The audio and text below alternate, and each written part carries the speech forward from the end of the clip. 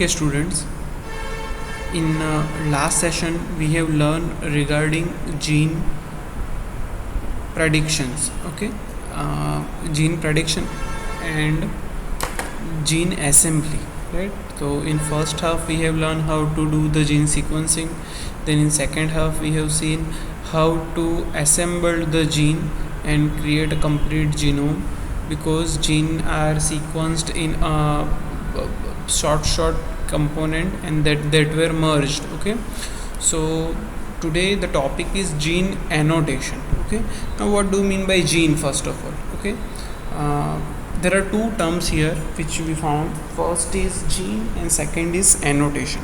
Okay, so let's learn what do you mean by gene first. What do you mean by gene? So often I told you that gene is nothing but it is a part of a DNA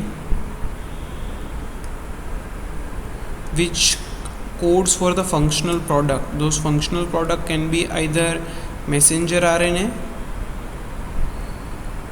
or it can be a protein. So a huge amount of DNA is sequenced. Not all the DNA has a capacity to produce protein or messenger RNA, that is called as a functional product. But from the DNA, this is, say example, this is a huge set of DNA, about 10,000 base pair. Out of this 10,000 base pair, the region I am going to mark in a blue color, this portion is only coding a protein. So or we can say this portion is only coding the RNA or protein, that is a functional product. So this portion, this 1, 2 and 3, 1, 2 and 3, these three segments are called as a gene. Okay, now you got the first point, what do you mean by gene? Okay, so now what do you mean by annotation? So to learn annotation, what do you mean by annotation? So annotation is nothing but it is a note that is added to the text in order to explain it or in order to highlight it. जैसे कि आप यहाँ पे screen पे देख रहे हो कि there is a page, right? In this page there is a marking of red color, there is a marking of yellow color, and there is a marking of light blue color. So what is that? That is called as an annotation. What do you mean by annotation? When you have looked this page, right, this image, so your focus were on the part which was marked, right, or where the notes is written, right, small notes is written, this is what is states and all that. This is called as an annotation. Annotation is to mark something so that we can focus on that or we can explain that. That is called as an annotation. So we get the two words, first is gene and second is annotation. From this the concept is clear. The concept is, in a huge sequence of DNA you need to find where the gene is there and you need to mark it in order to understand that in particular locations gene is present. That is called as a gene annotation. Okay, now as I told just now, it is a process to identify gene locations in a newly sequenced genome and assign function to those identified gene or gene product is called as a gene annotation. So this gene annotation can be done through two methods. First is theoretical prediction and second is experimental verification. Let's see how can we predict the gene theoretically. So this is unannotated sequence of DNA in 5' to 3' direction, right? And after annotation you will get this. ये जो sequence of DNA है first यहाँ पे, उसमें आपको कुछ समझ में नहीं आएगा. But if you annotate those DNA, you will understand कि what portion is responsible for what kind of function. जैसे कि ये जो 1, 2 and 3 जो मैंने अभी मार्क किए boxes, these are the exons, means आपको पता चल जाएगा कि ये जीन है. बाकी के DNA का पोर्शन जो इस तरह की से मार्क किया गया है, these are the introns, or we can say these are the uncoding sequence of DNA. So we get the idea what is annotated gene, what is unannotated gene. or what is unannotated, DNNY annotation is required. Annotation will explain what is the function, what is the structure of particular segments in the genome. Okay. Now annotation can be a structural annotation, so in which we can find out the structure of gene, we can find out the sequence of coding region. Okay. It can be a functional, तो functional में आपको पता चलेगा जैसे कि आपको lac operon का coding मिलता है, राइट. वो लैक ओपेरॉन से आपको क्या पता चलता है कि ई कोलाई के उस डीएनए में वो पर्टिकुलर जीन का जो रीजन है, that particular gene region is responsible for the lactose metabolism. So उसके लिए उसको लैक ओपेरॉन कहा गया या फिर लैक जीन कहा गया. सो फंक्शन क्या है उस पर्टिकुलर जीन का, वो भी हम एनोटेशन करेंगे तो हमको पता चलेगा कि what is the function of particular gene, that is called as a functional genomics. खाली स्ट्रक्चर पता चलता है तो that is called as a structural annotation. Okay. Now, what is the overview of this process? The overview is, first you need to select the genome for the sequencing. E coli का genome मिला, किसी fungus का genome मिला, तो fungus मिली तो उसका genome पूरा आप एक्सट्रैक्ट कर लो. उस जीनोम को फिर आप सीक्वेंसिंग कराओ. सीक्वेंसिंग की अलग अलग मेथड है, that can be whole genome sequencing, shotgun sequencing, जो भी है, किसी भी 3-4 हमने जो पढ़ी है उसमें से किसी भी एक मेथड से सीक्वेंसिंग कराओ. Now you have the sequence. अभी वो सीक्वेंस में आपको पर्टिकुलर रीजन जीन है कि नहीं है उसका पहले प्रेडिक्शन करना पड़ता है. तो वो प्रेडिक्शन कैसे करेंगे, that is a next step, right. After you do the prediction, आपको कंफर्म हो गया कि वो जीन है, तो उसका फिर आपको एनोटेशन करना पड़ेगा, कि मार्किंग करना पड़ेगा कि भाई ये डीएनए है, वो कौन से प्रोटीन को बनाता है, या फिर वो जीन वो डीएनए का सेगमेंट कौन से पाथवे में यूज़ हो रहा है, मीन्स उसके प्रोडक्ट कहाँ पे यूज़ हो रहे हैं. ऐसे अलग अलग टाइप का आप एनोटेशन जो है वो कर सकते हो. And this is all through the softwares. And when softwares are involve in biology, then there is a science which is called as a bio informatics, जो हम पढ़ रहे हैं, तो it is a part of a bio informatics. Okay. Now सबसे पहले gene का structure identify करो, एंड उसके बाद those gene structure, that is gene structure means sequence of gene. Okay. जो हम कोई भी मेथड से आइडेंटिफाई कर सकते हैं. फिर वो सीक्वेंस को एब इनिशियो प्रोग्राम के अंदर आपको ऐड करना है और उससे आपको जीन प्रेडिक्शन करना है. अभी जीन प्रेडिक्शन वो सॉफ्टवेयर कैसे करेगा, तो उसका एक सिंपल कॉन्सेप्ट है. You must know this term that is called as a open reading frame. याद है आपको कुछ ओपन रीडिंग फ्रेम क्या है? अगर याद नहीं आ रहा है तो मैं 1-2 टर्म और कहता हूँ, start codon and stop codon. कुछ याद आया आपको? ओके. याद नहीं आया हो तो मैं आपको सिंपल समझाता हूँ कि अगर ये डीएनए का पूरा सीक्वेंस है, वो हमने पूरा सीक्वेंस जो है वो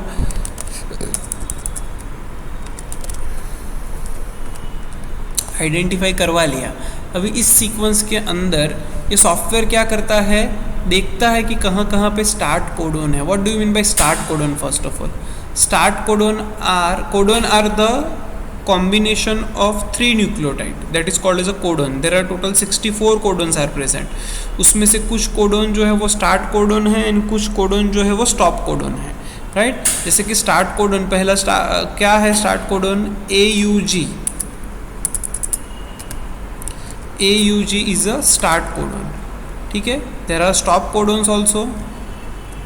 Stop codons कौन से है? There are 3 stop codons. First is UAA, second is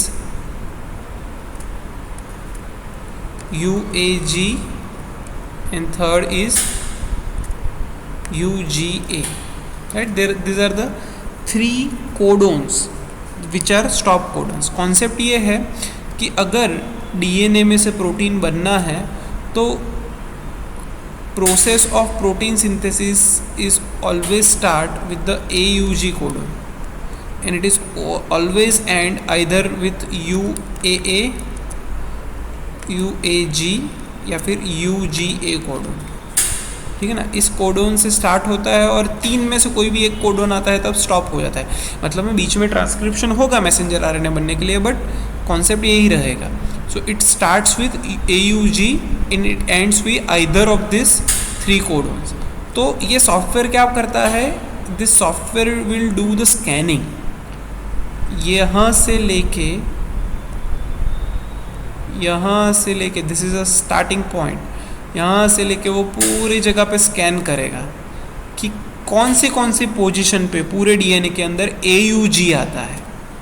जहाँ पे AUG आएगा जीन्स 1 स्टार्ट होगा।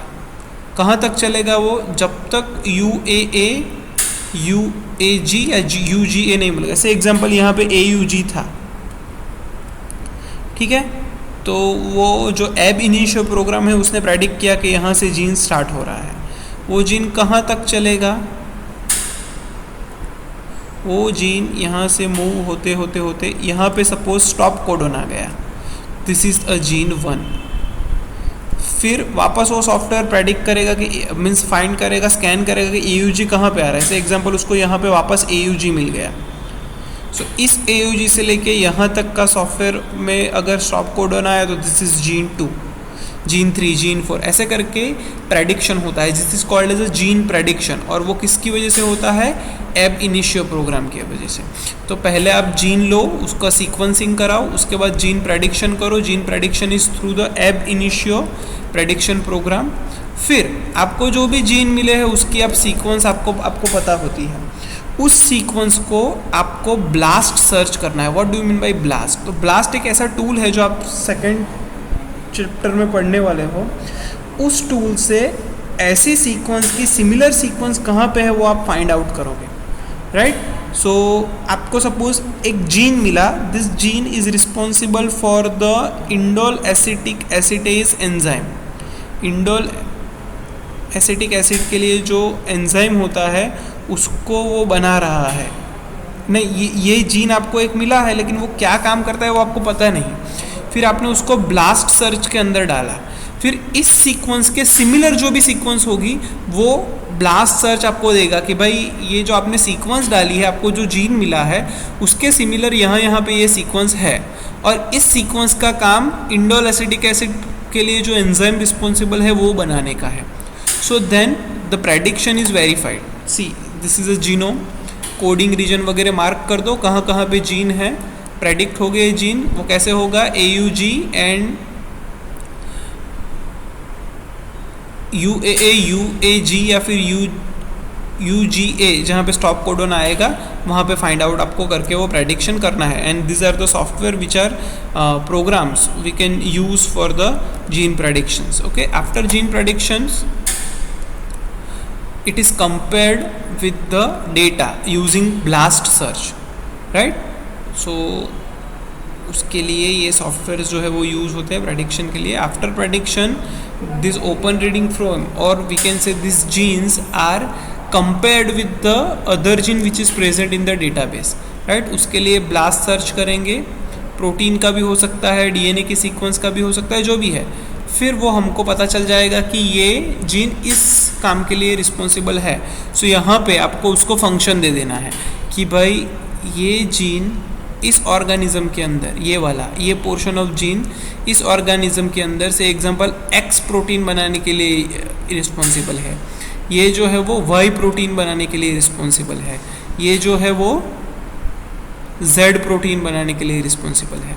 आई will recall the step. First is what, you need to sequence the genome, right. First step, after sequencing you need to predict the gene. Prediction कैसे होता है, AUG UAA UAG या फिर UGA जहाँ पे आएगा उस हिसाब से। यहाँ पे देखो ये पूरा जीनोम था पूरा येलो कलर का, लेकिन उसमें आपको यहाँ पे ये एक जीन मिला, ये दूसरा मिला, तीसरा, चौथा, 4 ही जीन मिले। अभी उस 4 जीन के फंक्शन क्या है वो आपको देखना है। तो उसके लिए आप क्या करोगे, इसका सीक्वेंस एग्जिस्टिंग डेटाबेस में जितनी भी सीक्वेंस है उसके साथ कंपेयर करना है। जिसके साथ कंपैरिजन में मैक्सिमम सिमिलरिटी आएगी तो उसका फंक्शन वो होगा। ऐसा हम प्रेडिक्ट कर रहे हैं। उसके बाद आपको उसको मार्क करके प्रेडिक्शन जो है वो दे देना है। फिर उसमें से जो प्रोटीन बन रहे हैं वो भी आपको see for every step different softwares are use.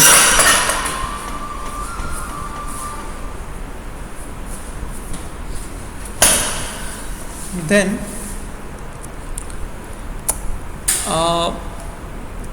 उसको फिर आप एक्सपेरिमेंटली प्रूव करो पर्टिकुलर प्रोटीन को आइडेंटिफाई करके कि ये जो प्रोटीन है उसको जो हमने प्रेडिक्ट किया था कि उसका ये फंक्शन होना चाहिए, वो सेम फंक्शन वो वहाँ पे होता है। अभी वो कैसे प्रेडिक्ट करेंगे? बाकी के जीन को इनएक्टिवेट करके वही जीन को एक्सप्रेस करवा के वो जो प्रोटीन बनता है उसका आप आइडेंटिफिकेशन करोगे, तब जाके आपको पता चलेगा कि ये प्रोटीन का काम वही है।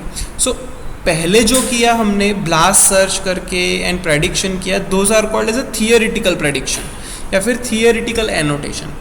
फिर वो बाकी के जीन को इनएक्टिवेट करके वो पर्टिकुलर जीन को ही एक्टिव रख के उसमें से प्रोटीन बनाने का पार्ट जो होता है that is called as a functional annotation, और उससे आप आइडेंटिफाई करो। But majority of the case में ऐसा होता है कि 40 to 50% ऐसे जीन हैं कि जो खाली प्रेडिक्ट हुए हैं कि भाई इस जीन का ये काम है, इस जीन का वो काम है, लेकिन उसको हम लोग प्रैक्टिकली या फिर फंक्शनल एनोटेशन जो है वो नहीं कर पाए। This is the biggest disadvantage of this annotation method.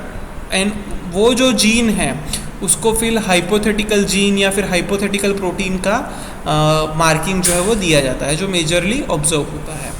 Now this annotation method, ये प्रेडिक्शन के बाद जो एनोटेशन के लिए मेथड होती है, this is all computer based method. Genome की सीक्वेंस जो है वो प्रेडिक्ट भी हो जाएगी एंड फिर हम लोग को जिस हिसाब से मार्क करना है उस हिसाब से हम लोग मार्क जो है वो कर सकते हैं। प्रोसाइट, ब्लॉक डेटाबेस, जीन क्वीज, ये सारे प्रोग्राम ऐसे हैं कि जो कंपैरिजन के लिए यूज़ होते हैं। आफ्टर कंपैरिजन मार्किंग वगैरह जो है जिस भी जीन का जो भी है, कितने लेवल पे वो एक्सप्रेस होता है, सब चीज़ें आप जो है वो मैन्युअली उसके अंदर इंसर्ट कर सकते हो। This is about the annotation. You just need to remember this step कि you need to sequence it first, then उसके बाद सीक्वेंसिंग करने के बाद जीन प्रेडिक्ट करना है। जीन प्रेडिक्ट करने के बाद ब्लास्ट एनालिसिस करना है। जो जीन के साथ सिमिलर होगा उस जीन को उस का एनोटेशन दिया जाएगा, उसके तरह का कहीं ही है क्योंकि उसका स्ट्रक्चर सेम है तो उसका फंक्शन भी सेम होगा, ऐसा प्रेडिक्ट करके वो प्रेडिक्शन जो है वो दिया जाएगा। फिर उसके बाद एक्सपेरिमेंटल सर्च करके उस प्रेडिक्शन को आपको वेरीफाइड करना है। बट दैट डिसएडवांटेज आपको ये याद रखना है कि हर एक के लिए कौन सा टूल यूज़ होता है, प्रेडिक्शन करने के लिए कौन सा टूल यूज़ होता है, एनोटेशन करने के लिए कौन सा टूल होता है, अलग अलग टूल यूज़ होते हैं। सब अपनी कन्वीनियंसी के हिसाब से वो टूल जो है वो यूज़ करते हैं। After you predict it you need to verify it experimentally कि वो प्रोड्यूस होता है। बट 40 to 50% केस में ऐसा देखा गया है कि जो सीक्वेंस सिमिलरिटी के हिसाब से प्रेडिक्शन हुआ होता है कि ये पर्टिकुलर जीन इस प्रोटीन के लिए है, एक्चुअल हमको वो इन वीवो कंडीशन या फिर इन विट्रो कंडीशन में वो चीज़ें ऑब्जर्व नहीं होती है।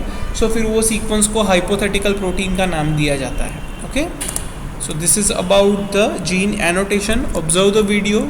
If you have any query, then you can ask. Read the PPT first, write your running notes, then read the reference, okay, and then ask the question if you are having any confusion. Thank you.